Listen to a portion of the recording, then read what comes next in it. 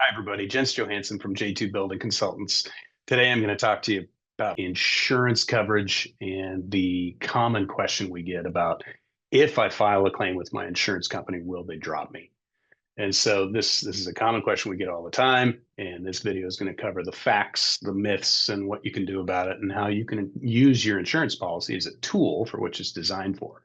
But first, give me, 20 seconds on the background and insurance history here. So insurance or risk shifting is as old as mankind. I mean, think back to the caveman, their hunting parties, they assembled 6 to 8 hunters to protect the one hunter from being gored if his bow malfunctioned. Later on, when we got into shipping, we would break the cargo shipments into groups or multiple ships, to prevent losses from pirates or one ship sinking in a storm. The insurance policies or contracts, as we know them, came into effect in the 1300s in Italy. That's some of the first stuff. But underwriting and the process of putting together investors or money behind these things came into effect in London in the 1600s, where ship merchants again would meet up in the local coffee house run by Edward Lloyd and seek investors to pool their money to cover this particular shipment to the New World. And the coffee house charged a fee to write up the deal and hold the investors' money, which became Lloyd's of London. Fire insurance came about in 1666 after the Great Fire of London, which destroyed 13,000 homes and left 100,000 people homeless.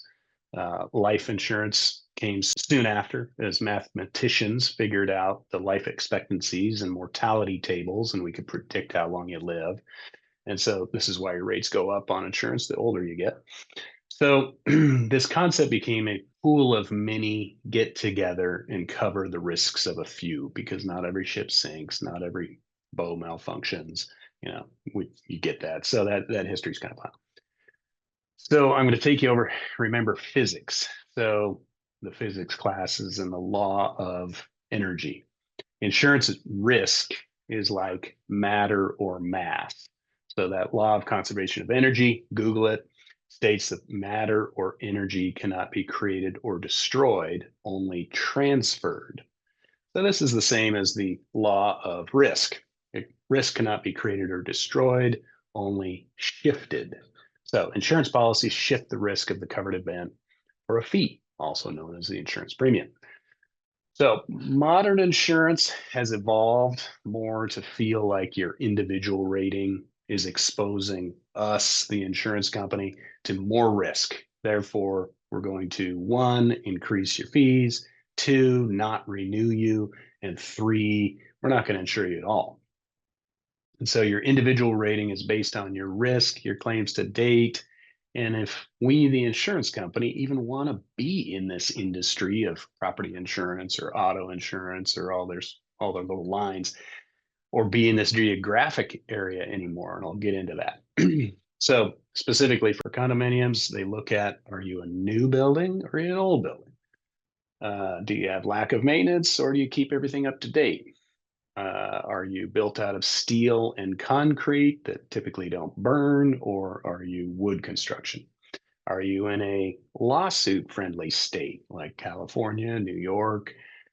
Are you in a storm or fire state like Florida or California?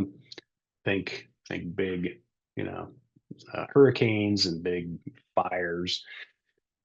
Do we, the insurance company, even want to be in this market anymore from a business perspective? All of our other lines of insurance are making money except property. Maybe we should just focus on auto, or, how much competition do we have in our area, et cetera. There's a lot of insurance companies here, and we can't charge the rates that we can in other states. So there's actually stories of condo insurers pulling out of markets, and whether by design or whether by waking up and realizing you're the last one standing offering condo insurance, what do you think happened to that company's rates? There was nobody left to insure, so they raised their rates and they got all the insurance business. So they're taking on that risk and providing you insurance coverage for that. So kind of this risk reward. So here's some insurance policy facts. Number one, the insurance policy is a contract to provide coverage for definable risks and events. Number two, this contract usually runs 1 year. That's called the coverage period. Number three, this is a free market. And they don't have to offer you renewals, and they can change their rates and so on. And since this is a pretty big gray area for potential abuse, each state established an insurance commissioner to oversee this insurance commerce and determine if companies were being compliant and reasonable within the rules. Insurance companies are primarily state regulated, but after the 2008 mortgage crisis and even the 9/11 disaster and other world events, the Dodd-Frank Act in 2010 established the Federal Insurance Office and the Financial Stability Oversight Council. So while it doesn't necessarily get into insurance policy stuff, it primarily watches if insurance actions can affect the US financial system inside the Treasury Department. So remember that phrase, too big to fail. That was because there's actually insurance companies that insure other insurance companies. And so in this, in these big storm events or big 9/11 events, there's actually one insurance company up there that insures everybody. And if they go out of business, they're too big to fail. And so that's where the Department of Treasury may come in and bail them out or offer support, et cetera. So that's the federal side. Number four, lawyers get involved in everything. So policies are challenged, state and federal rules are enacted or changed. The way courts decide or rule on things affects coverage. Some states are insurance friendly, others are, or insured friendly, I would say. Others are insurance company friendly. Some insurance companies sell in all 50 states, so federal court rules apply versus just state rules. So there's lots of state and federal regulation and rules around that, and lots of lawyers to get in the middle of that. Number five, insurance companies are for-profit companies. They pay out money when bad things happen, and they make more money when they pay out as little as possible. So there are lots of risk areas to manage: property or risk, location, rules, regulations, laws, market, the overall economy, and that's how they set their premium to cover these risks. So they diversify as well. Remember breaking the cargo into shipments. They have different lines. So they're auto, home or property, life, renter's insurance, business insurance, contractors insurance, pets, geographic locations, you name it. So there's some companies that only insure engineers. They don't insure contractors. Their thought is that engineers are more methodical and less risk averse. Some companies only insure apartment buildings, not condos. Like I said before, some companies don't work in various states. So what happens to that company that insures contractors who work on condominiums in California? So you can see, these are for-profit companies. They're making their own business decisions and they're setting their rates accordingly. Number six, when big disasters like these floods or fires occur from big storms, the insurance companies are taking a big hit and they need to recoup those losses through changes in their coverage and rates. Number seven, they use statistics and actuaries to calculate risks and premiums. So this is why young male drivers pay more for auto insurance. Or maybe the zip code you live in has more accidents. This is because the statistics show this higher level of accidents, either in this age category or male, female, or even by zip code. Number eight, the policies and coverage limits evolve too. Like I said, these are 1-year contracts. So every year they get the chance to change their contract and rates and exclude the things they paid out on last year. And so, or include things, exclude things, change rates. So a good broker will help you review these limits and premiums and let you know that, hey, last year's policy, you had this coverage, and this year's policy, I can't get any coverage for that. So you'll see that in the health insurance as well. So we see some of the things our clients used to get coverage on has been restricted in newer policies. So things change. And number nine, you can buy policies on a per project basis, such as builder's risk, or a wrap policy is common for new construction or large projects, and even larger rehabs. So let's get into the myth section. If I file a claim, they will drop or cancel me. It's not true. It's one data point of many, and most of which have no connection to your property. Remember the risk, the location, the lines of insurance. They can only cancel you midterm for extreme reasons, mid-contract, I mean. So like fraud, if they determine you're fraudulent, or non-payment, and a couple other little things, but they must give you lots of notice. But they don't have to renew you after the policy period is over. So number two myth, if I file a claim, my rates will go up. It's more easily understood based on that individual rating.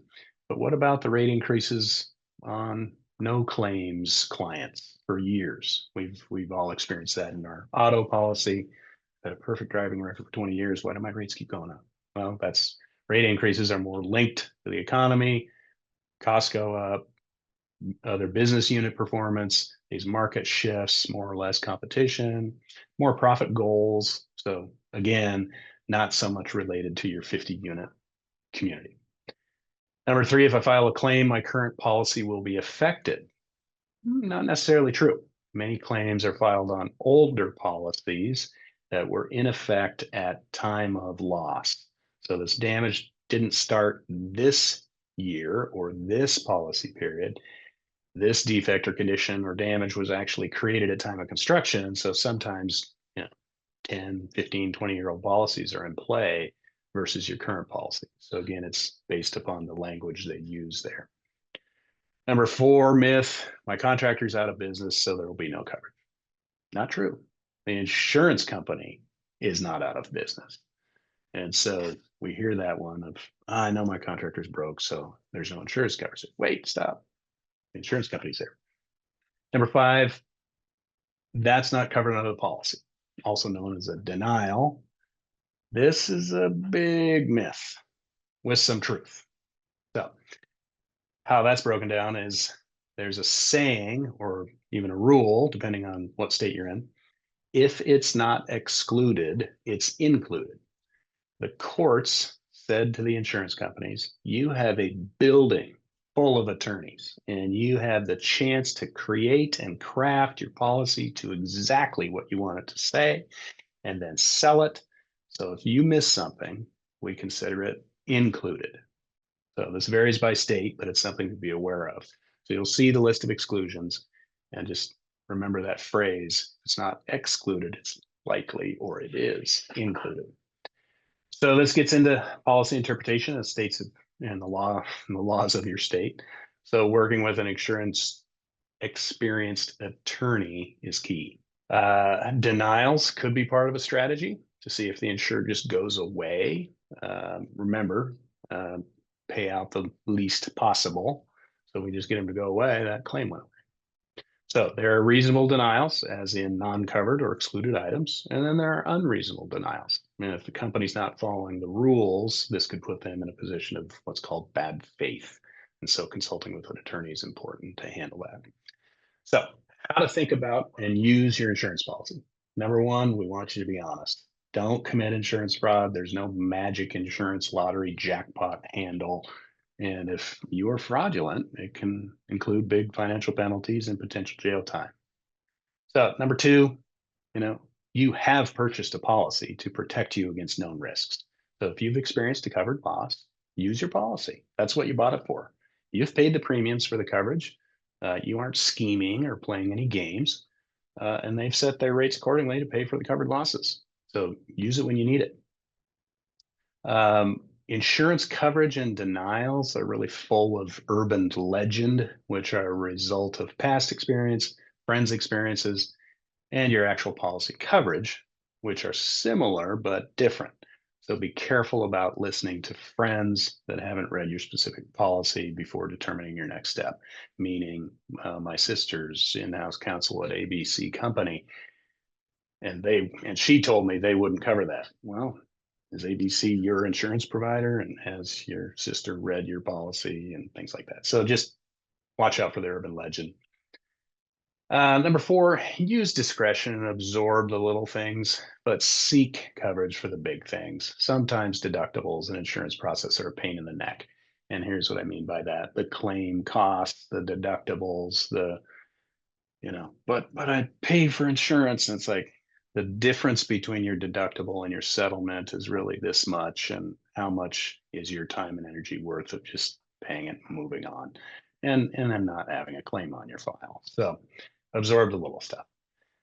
Number five, understand that you may be the perfect client and still have your rates raised or insurance canceled without any claim history due to the other data points we talked about that your insurance company has to manage and we discussed about. So number six, understand there are lots of insurance companies and even brokers to help you find policies that suit your needs. So just because you don't get renewed, go back out to the insurance market, run those ads, for a new policy. You should be shopping around for cost and expense control anyway. So just keep going with that. It's not the end of the world if your insurance company comes back and says we're not renewing you for whatever reason. Number seven, you will likely pay more if you have an older rundown building. So keeping your building maintained and in good shape and having evidence of that is key. We've done other things on insurance companies now are actually requiring inspections to make sure what they're covering or what they're providing insurance on is a good in shape building.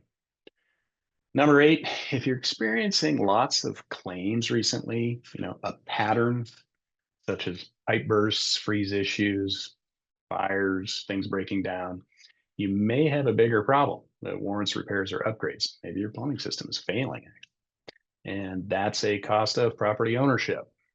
So watch out for the patterns. Number nine, an insurance claim is not the same as litigation. It's usually just filing a claim, which is paperwork and going through the process. So think 2 months versus 24 months. Now, when there's a dispute on coverage or denials or things like that, then that claim may move to litigation, but filing a claim is a common insurance policy business practice. So usually pretty fast. Number 10, coverages and denials are full of gray areas and even loopholes. So this is where an experienced insurance coverage attorney is worth hiring to find out if coverage exists. So in summary, your insurance policy is a valuable tool to mitigate risk for your property and should be valued and treated as such. It's a valuable tool. They're complicated. They can be confusing. They can put you to sleep.